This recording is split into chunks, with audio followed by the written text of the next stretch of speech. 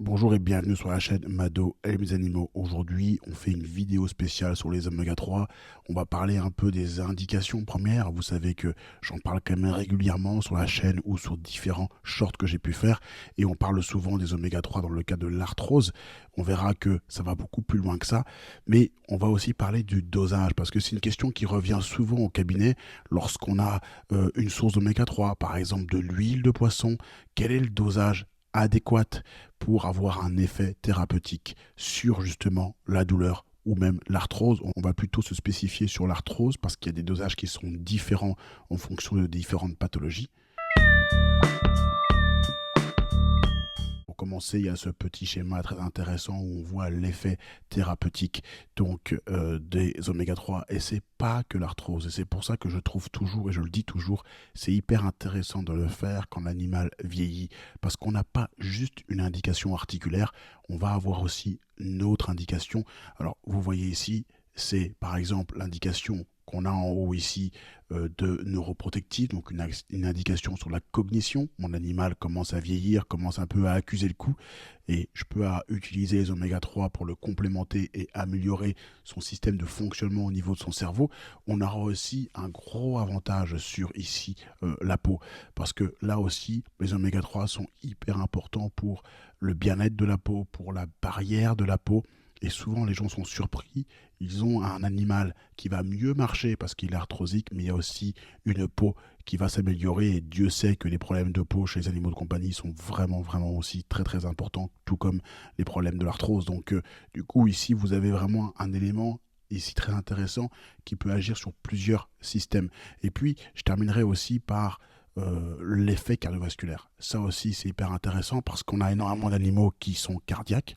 Il y en a plein, même surtout les petits chiens. Et donc là aussi, on peut agir, on peut faire une pierre deux coups. C'est-à-dire qu'on peut avoir un effet articulaire, mais aussi ici un effet cardiovasculaire. Tous les chiens qui ont des souffles au cœur, qui ont du mal à respirer, qui ont des soucis cardiaques, qui sont médicalisés pour ça, devraient avoir ce complément d'oméga 3 régulièrement dans leur alimentation pour justement prévenir l'aggravation des signes du problème cardiaque, mais également améliorer leurs conditions. Les sources d'oméga 3, là aussi, il y a parfois une confusion. Les oméga 3, on les trouve principalement dans les huiles. Alors vous voyez qu'on a ici l'huile de colza, on a ici l'huile de lin, on retrouve également l'huile de noix ou les noix en entier. Là, ce sont des sources végétales d'oméga 3. Nous, pour les animaux, on va plutôt préférer les sources animales. Je dis ça parce que aussi dans le complément alimentaire, c'est intéressant de se dire que si je complémente mon animal en oméga 3, je vais avoir une source qui va être des huiles généralement et je vais chercher une source animale. Si vous prenez une source animale, vous aurez une meilleure assimilation et vous aurez un meilleur effet des oméga 3 dans le corps. C'est de votre chien ou de votre chat. C'est donc mon premier conseil. Toujours regarder la composition. Si vous avez que des origines végétales, ça sera moins efficace, ça sera moins bien assimilé. Donc les oméga 3, on les trouve dans les huiles, les poissons gras, et c'est pour ça que le saumon reste vraiment peut-être l'huile animale la plus utilisée dans les compléments alimentaires. Et vous pouvez aussi trouver des huiles d'animaux sauvages, c'est pas aussi impossible.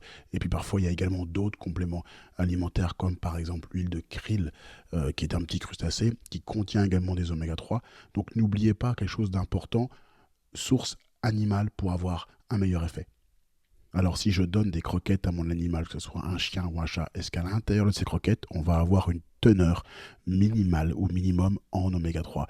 Non, pas forcément, parce que d'un côté, on a la FEDIAF, qui est l'organisme qui, on va dire, donne des réglementations européennes au niveau des croquettes qui sont mises sur le marché, et il n'y a pas de teneur minimale en oméga 3. C'est aussi le cas pour les croquettes américaines, avec ici un autre organisme qu'on appelle l'AAFCO, j'en ai déjà parlé sur la chaîne Mado les animaux. Là aussi, pas de teneur minimale. Ça veut dire que quand vous prenez un paquet de croquettes pour un animal adulte, vous n'aurez pas forcément des teneurs minimum en oméga 3, sauf pour les animaux qui sont en croissance ou les animaux qui sont en reproduction. Donc si votre animal est adulte, il a 5, il a 6 ans, il commence à avoir un coude, qui grince un peu, il commence à avoir une hanche qui est un peu fragile, l'arthrose parfois à ce stade-là peut commencer, il n'y a pas d'oméga 3 dans l'alimentation.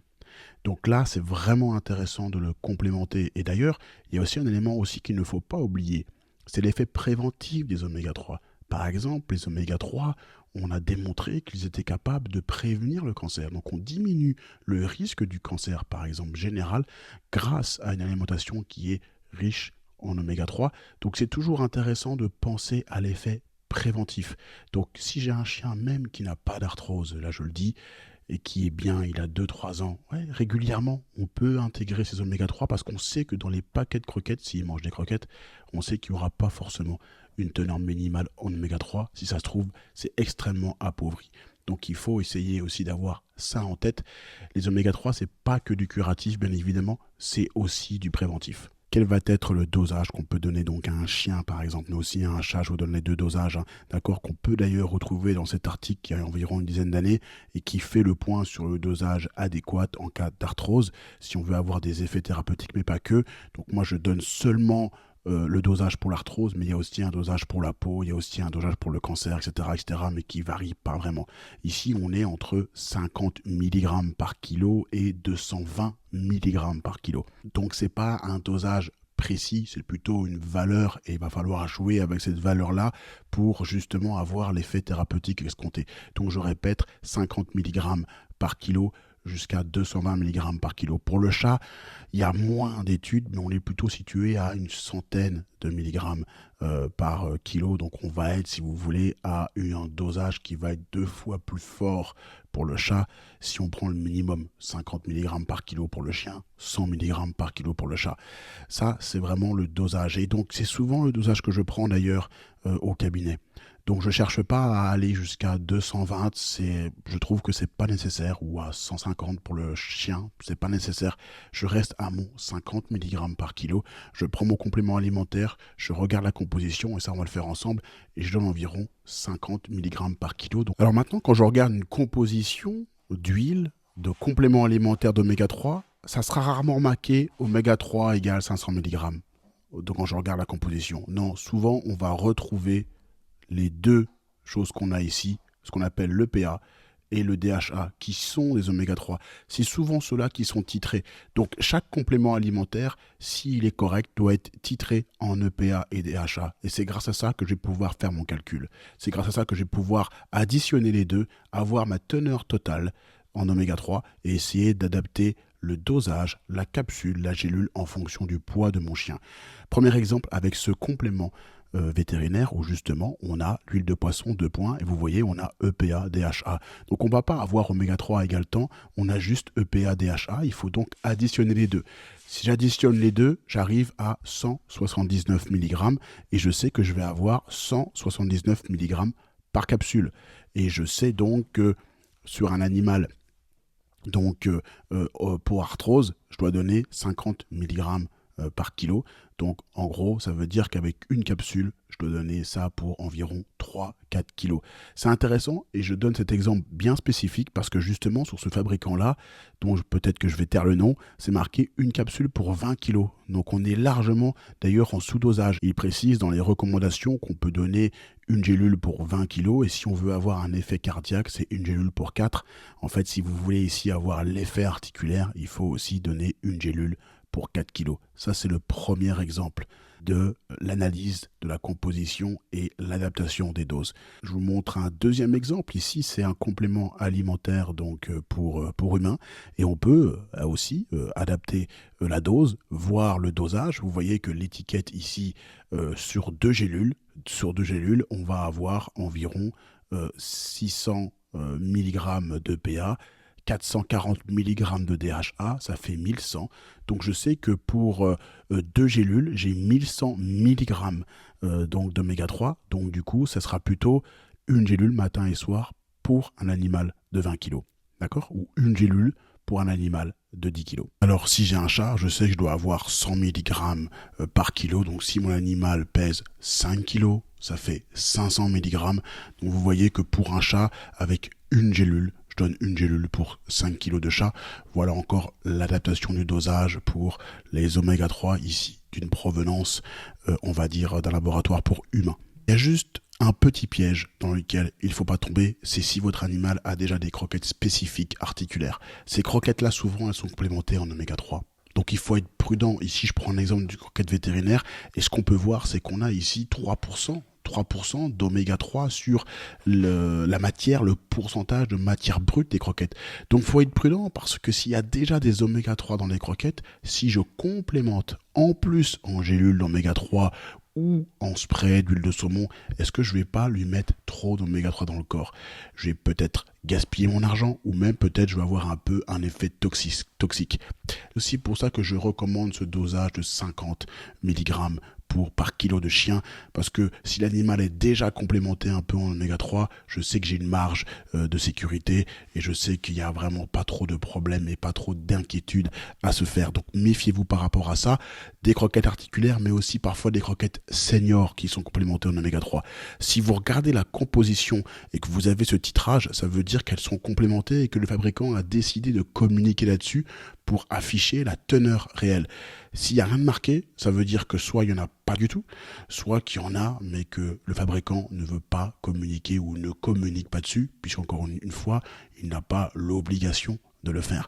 Donc puis je terminerai par ce schéma. Ça, c'est un schéma qu'on retrouve dans un article de l'an passé sur des experts américains qui se réunissent et qui vont nous dire un peu ce qu'il faut faire en cas de douleur.